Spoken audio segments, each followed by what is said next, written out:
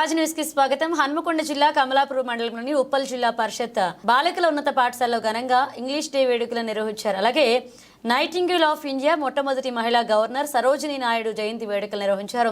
ఈ సందర్భంగా పాఠశాల ఆవరణంలో వివిధ రంగులతో వేసిన ఇంగ్లీష్ పదాలతో వేసిన పటం ఎంతగానో ఆకట్టుకుంది.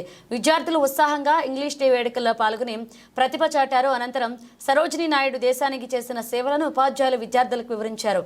ఈ కార్యక్రమంలో ప్రధాన ఉపాధ్యాయురాలు వాణి, ఉపాధ్యాయులు ఉమాదేవి, రేవతి, సంపత్ కుమార్, నయీం పాషా, రామకృష్ణ, జ్యోతి, షర్మిల, రాజేందర్, శ్రీధర్ చారి, కొమరయ్య, కిరణ్, సుమలత, పాపయ్య, కోమల పాల్గొన్నారు.